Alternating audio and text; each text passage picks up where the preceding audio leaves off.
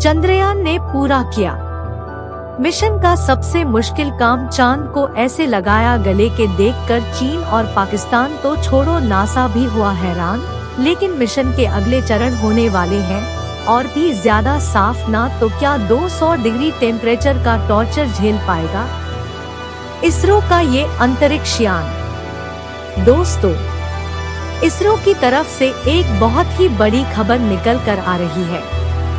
दरअसल इसरो के वैज्ञानिकों ने अब चंद्रयान 3 के सबसे ताकतवर बटन को दबा दिया है और अंतरिक्ष में दहाड़ मारते हुए तूफान की रफ्तार से दौड़कर चंद्रयान 3 ने इतना बड़ा कीर्तिमान हासिल किया है कि देखकर दुनिया भर के स्पेस एजेंसीज हैरान है। लेकिन अपने उपलब्धि की खुशी मनाने के बजाय इसरो के वैज्ञानिक और ज्यादा टेंशन में आ चुके हैं, क्योंकि ये मिशन जैसे जैसे आगे बढ़ रहा है वैसे वैसे बाहुबली चंद्रयान की राह में नए नए संकटों पर कर सामने आ रहे हैं। तो जाकर चंद्रयान ने अपने मिशन के किस पड़ाव पर कामयाबी हासिल की है और इस मिशन से जुड़े कौन से संकट हैं, जिनके बारे में सुनकर दुनिया भर के वैज्ञानिकों के बीच हड़कंप मच गया है। जानने के लिए वीडियो को अंत तक जरूर देखिए। दोस्तों, 1 अगस्त के दिन रात 12 बजे से 1 बजे के बीच बेंगलुरु में स्थित इसरो के हेडक्वार्टर में सबकी सांसें थमी हुई थी, क्योंकि उस वक्त इसरो के वैज्ञानिक चंद्रयान 3 के इंजन को फोन करके इसे पृथ्वी के गुरुत्वाकर्षण सीमा से बाहर धकेलते हुए चांद की तरफ जाने वाली शांत लूना ऑर्बिट में भेजने वाले थे। इसी दिन रात के करीब 12:15 बजे पर वैज्ञानिकों ने पूरे 26 मिनट तक बटन दबाकर चंद्रयान के इंजन को फोन किया और इसे 228 किलोमीटर इंटू 3,69,328 किलोमीटर की ऑर्बिट में धकेल दिया। जिसकी जानकारी देते तो इंडियन स्पेस रिसर्च ने बताया कि हमने मिशन के इस सबसे मुश्किल चरण को सफलतापूर्वक पार कर लिया है और स्पेसक्राफ्ट बिल्कुल सही सलामत है। अब इसी ऑर्बिट में 5 दिनों तक सफर करने के बाद चंद्रयान 3 मून के स्विच ऑफ इन्फ्लुएंस में पहुंचेगा, जहां से हम इसे चांद की बतलाकर सीमा में धकेल देंगे और यह इस मिशन का सबसे क्रूशियल यानी महत्वपूर्ण मैन्युअल होगा। ऐसा इसलिए क्योंकि अगर तय की हुई जगह पर चंद्रयान 3 सही तरीके से चांद की कक्षा में नहीं हुआ तो ये चांद का बड़ा चक्कर लगाते हुए धरती की कक्षा में वापस आ जाएगा और इसका ईंधन भी खत्म हो जाएगा, जिससे ये मिशन वहीं का वहीं फेल हो सकता है। लेकिन अब इसरो की तरफ से एक ऐसी खुशखबरी निकल कर आ रही है जिसे सुनकर नासा और चीन दंग रह गए। ज्यादा तो इसरो ने चंद्रयान 3 मिशन के मुश्किल पड़ाव यानी लूनर ऑर्बिट कंसल्टेशन प्रक्रिया को सफलतापूर्वक पूरा कर लिया है और अब हमारे चंद्रयान ने बड़े ही गर्व के साथ चांद की कक्षा में एंट्री ले ली है। लूनर ऑर्बिटर इंस्ट्रक्शन किस प्रक्रिया को करने के लिए इसरो ने सबसे पहले सीधा चांद की तरफ 40,400 किलोमीटर की रफ्तार से बढ़ रहे चंद्रयान 3 को अपने मिशन पॉइंट पर पहुंचने से ठीक पहले धीरे धीरे धीमा किया था।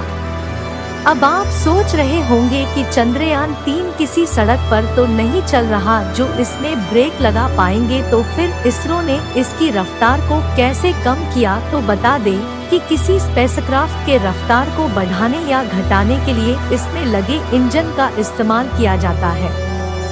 जैसे कि अगर रफ्तार बढ़ानी हो तो पीछे की तरफ लगे पावरफुल इंजन कौन किया जाता है, जैसे आगे की तरफ पुश करते हैं, और जब रफ्तार घटानी हो तो इसके आगे लगे हुए इंजन की गति के विरुद्ध दिशा में लगे इन पोस्टर्स को फायर किया जाता है, जो विपरीत दिशा में फोर्स लगाते हैं और स्पेसक्राफ्ट की गति कम हो जाती है। इस प्रक्रिया को डी बूस्टिंग कहा जाता है, जिसके जरिए इसरो ने चंद्रयान 3 की रफ्तार 10.3 किलोमीटर प्रति सेकंड से घटाकर 1 से 2.38 किलोमीटर प्रति सेकंड के बीच कर दी। जिसके बाद आता है इस मिशन का अगला पड़ाव, जिसमें चंद्रयान 3 को पूरा 180 डिग्री घुमाकर से चांद की कक्षा में धकेला जाना था, जिसके लिए मून और वेट के पेरोलियन पॉइंट को चुना गया था। अब आप कहेंगे कि ये बेरिलियम पॉइंट क्या है, तो ध्यान से सुनिएगा। पेरिलोक पॉइंट चांद की कक्षा का वो पॉइंट है जहां स्पेसक्राफ्ट और चांद की सतह का डिस्टेंस सबसे कम होता है। वही एब्सोल्यूट चांद की ऑर्बिट का वो पॉइंट है जहां से सतह का डिस्टेंस काफी ज्यादा होता है। आसान शब्दों में चंद्रयान 3 की अंडाकार कक्षा का सबसे नजदीकी पॉइंट यानी बेरिलियन और सबसे दूर वाला पॉइंट यानी अपोलो 11, तो तब चंद्रयान 3 की रफ्तार भी कम हो चुकी थी और ये अपनी तय की गई जगह यानी पेरिलियन पॉइंट के पास भी पहुंच चुका था। तभी इसरो के वैज्ञानिकों ने असली बटन दबाया और इसके इंजन को ऑन करके से घुमाते हुए ऐसा धक्का दिया कि ये चांद की कक्षा की तरफ बढ़ने लगा और सही रफ्तार एवं एंगल होने की वजह से चांद के गुरुत्वाकर्षण ने इसे पकड़ लिया और अपनी कक्षा में स्थापित कर दिया। अब इस मिशन के अगले चरण की बात करें तो चंद्रयान 3 अगले 13 दिनों तक इसी तरह चांद की कक्षा में कुल 5 चक्कर लगाएगा और इसरो के वैज्ञानिक समय समय पर इसके इंजन को ऑन करके इसकी कक्षा को घटाते रहेंगे। इसरो के प्री डिजाइन प्लान के मुताबिक 6 अगस्त के दिन चंद्रयान 3 का इंजन ऑन करके इसे चांद की दूसरी कक्षा में और 9 अगस्त के दिन ये चांद की तीसरी कक्षा में प्रवेश करेगा। फिर 14 अगस्त के दिन वैज्ञानिक इसके इंजन को ऑन करके से चांद की चौथी कक्षा में डालेंगे, जिसके 2 दिन बाद 16 अगस्त के दिन से चांद की 5वीं और आखिरी यानी कि 100 किलोमीटर की कक्षा में डाला जाएगा और यहीं पर चंद्रयान 3 प्रोपल्शन मॉड्यूल का सफर सार्थक हो जाएगा।